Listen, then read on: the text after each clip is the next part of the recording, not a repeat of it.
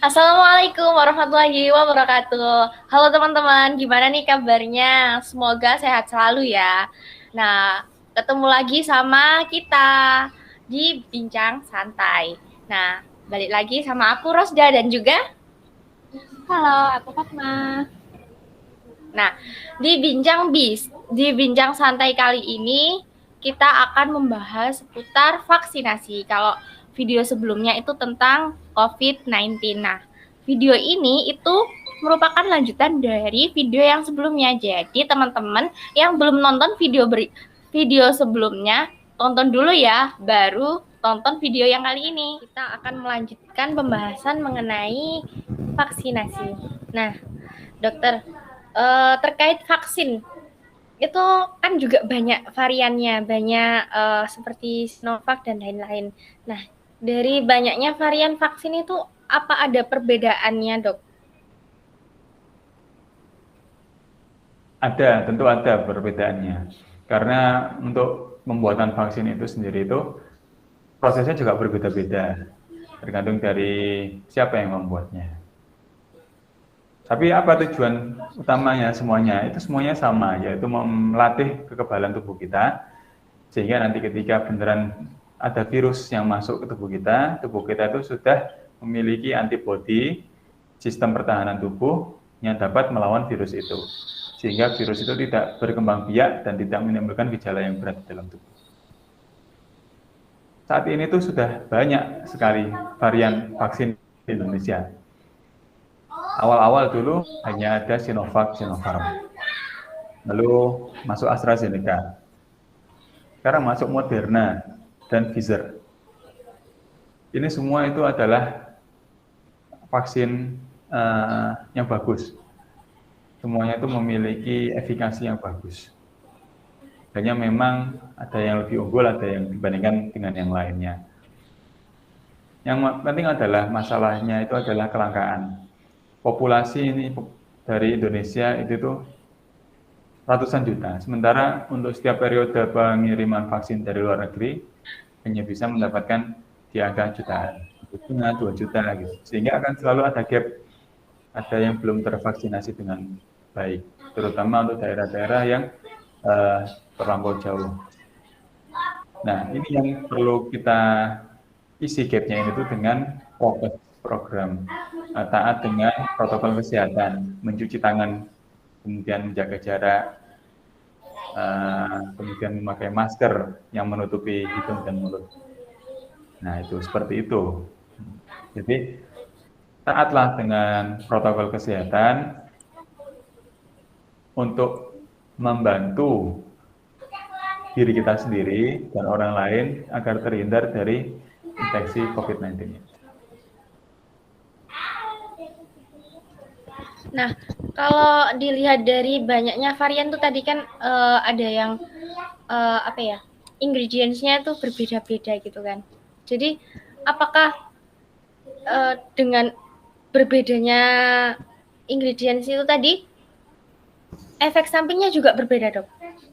Efek samping ini itu sudah dalam pengawasan dari Badan Kesehatan Dunia, yang kemudian di bawahnya ada Departemen Kesehatan Indonesia yang selalu memantau kejadian ikutan pasca imunisasi. Yang ini tuh memang bermacam-macam tiap individu ya, jadi tidak sama respon yang diberikan. Ini masih belum dapat disimpulkan karena memang masih berjalan terus untuk apa ini bahannya yang menyebabkan efek samping atau ada faktor lain yang mempengaruhi. Tapi kita bisa merasa aman menggunakan vaksin ini itu karena angka pasien yang mengalami gejala berat pada pasien yang terinfeksi yang sudah vaksin itu lebih banyak yang mengalami gejalanya itu tidak sampai berat. Disinilah fungsinya vaksin itu sendiri. Jadi bisa mencegah supaya tidak terinfeksi, dan apabila pun terinfeksi karena munculnya varian-varian baru itu, harapannya itu nanti gejala yang ditimbulkan itu tidak sampai berat hingga kematian.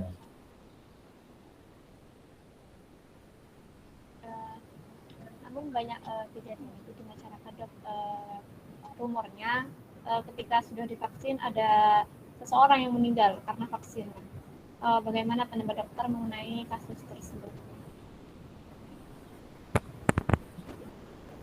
Yang meresahkan sekarang itu memang adalah berita yang buruk ya, itu akan selalu menyebar lebih cepat dibandingkan berita yang baik. Padahal kita biasanya itu mengambil kesimpulan itu berdasarkan apa yang kita dengar pertama. Sayangnya itu yang kita dengar pertama itu kadang-kadang itu dikait-kaitkan pada hal yang tidak sesuai. Artinya itu tidak melalui kajian yang memang benar-benar menunjukkan bahwa itu adalah penyebabnya. Memang ada kasus yang meninggal setelah vaksin. Apakah kaitannya itu akibat vaksin langsung, ataukah memang ada yang faktor lain yang menyebabkan meninggalnya ini itu yang belum bisa disimpulkan. Tapi keburu-buru masyarakat kadang-kadang sudah negatif thinking bahwa vaksin itu menimbulkan efek samping yang membahayakan. Ini yang nggak benar kalau menurut saya sendiri. Karena vaksin itu dari sekian puluh juta yang diberikan, yang sampai timbul efek yang berat itu bisa di angka berapa persennya saja.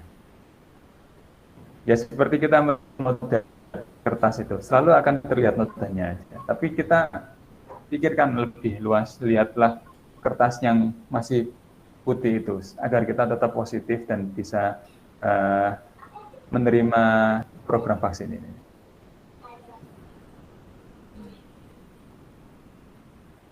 Nah, ini Dok, ini kan juga sempat ada berita juga, katanya vaksin ini tuh mengandung babi gitu Dok, bener nggak Dok?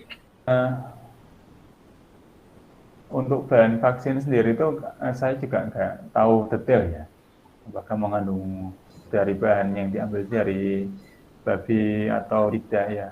Tapi memang kalau kami tahunya itu kan memang ini itu memang untuk melindungi nyawa ya, sehingga apapun itu halal untuk dipakai. Karena ini kondisinya itu adalah terdesak. Nah, lalu ada juga Dok, sebuah berita itu yang menyatakan ada sebuah jenis varian COVID yang kebal terhadap vaksin. Apakah menurut dokter ini sebuah fakta atau bukan? Ini termasuk hoax kalau kataku. Yang terdengar itu varian gamma itu katanya kebal vaksin. Tapi data yang ditunjukkan dari Badan Kesehatan Dunia, untuk vaksin yang ada saat ini itu efektivitasnya cukup untuk mencegah penyebaran dari varian gamma ini. Jadi vaksin itu masih efektif untuk dipakai untuk saat ini untuk mencegah varian dari gamma.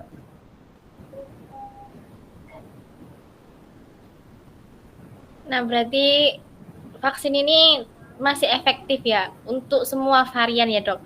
Nah, kalau begitu seberapa efektif vaksin ini terhadap varian-varian COVID-19? Menurut data dari Kesehatan Dunia, itu dapat sangat mengurangi jumlah kasus COVID di negara-negara yang telah melakukan vaksinasi dengan baik. Kesimpulannya, vaksin yang ada saat ini itu efektif untuk mencegah penularan COVID-19. Bisa berapa persen Dok kira-kira Baik itu ini ya. seefektifnya? Lebih dari 50. Jadi kalau sudah lebih dari 50 berarti kan juga sudah bagus ya. Kemungkinan untuk terkenanya juga lebih kecil. Untuk angka pastinya itu aku kurang tahu. Tapi memang yang jelas itu lebih dari 50.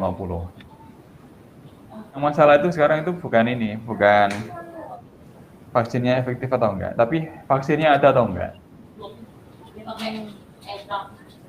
Jadi pesanku, dimanapun, kalau ada pendaftaran vaksin, segera daftar agar bisa mendapatkan vaksin segera. Baik itu dosis pertama atau dosis kedua. Pokoknya segera, biar segera divaksin. Karena PR-nya itu masih banyak sekali kita itu. Jadi untuk Sidoarjo aja itu dari berapa juta itu baru berapa yang tervaksinasi. Surabaya juga seperti itu. Ini masih skala kecil di kota ya, belum nasional secara seluruh Indonesia. Nah ini tuh butuh dukungan dari kita semua untuk melakukan program vaksinasi ini tuh. Aku berpesan supaya kita semua mendukung, minimal tidak menghambat program vaksinasi dengan menyebarkan berita-berita hoax yang bisa menakut-nakuti masyarakat untuk melakukan vaksinasi. Lalu bagaimana dengan orang-orang yang tidak boleh atau tidak bisa divaksin karena memiliki sebuah penyakit tertentu? Adakah penanganan khusus untuk orang-orang tersebut? Lalu dari rumah sakit itu adakah surat khusus dari rumah sakit yang menyatakan bahwasanya dirinya tidak boleh divaksin, mengingat kita kan kemana-kemana harus menunjukkan kartu vaksin, contohnya seperti masuk mal atau bepergian menggunakan kendaraan umum. Bagaimana, Dok? Kalau kita bicara populasi khusus itu memang selalu sulit dan itu masih dicari solusinya bersama-sama. Nah, saya sendiri kurang paham untuk masalah ini. Sebenarnya benar-benar kontraindikasi atau tidak boleh diberikan vaksin adalah yang alergi terhadap vaksin itu. Dan ini tuh angkanya sangat kecil sekali.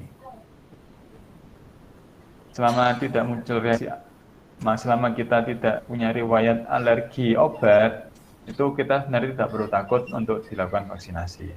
Dan kalaupun muncul reaksi alergi itu sebenarnya masih bisa ditolong tertangani juga.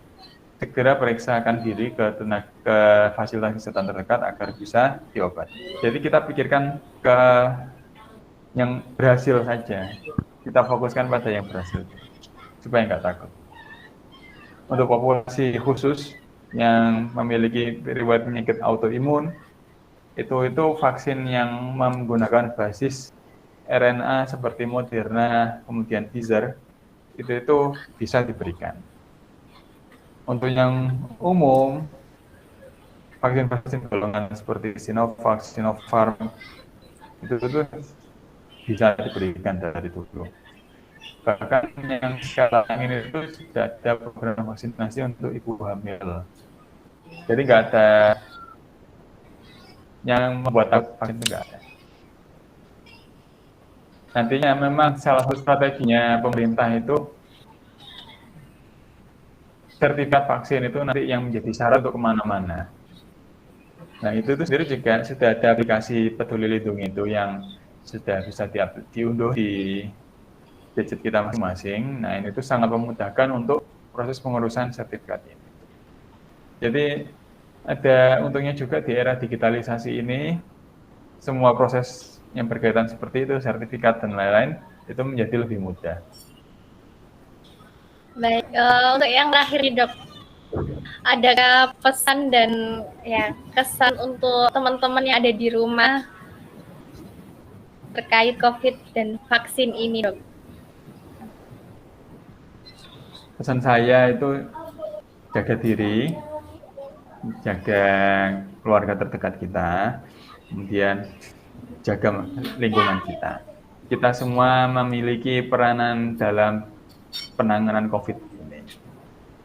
Sekecil apapun itu akan sangat berarti, karena kita tidak tahu, mungkin kontribusi kita kecil, anggapan kita, tapi bagi orang yang menerima kontribusi itu bisa jadi ini memberikan dampak yang besar. Tetap semangat, tetap optimis, hindari berita-berita hoax agar kita bisa berpikir jernih dan juga tidak ikut menyebarkan berita hoax itu. Saring semua informasi yang kita dapatkan dengan mengakses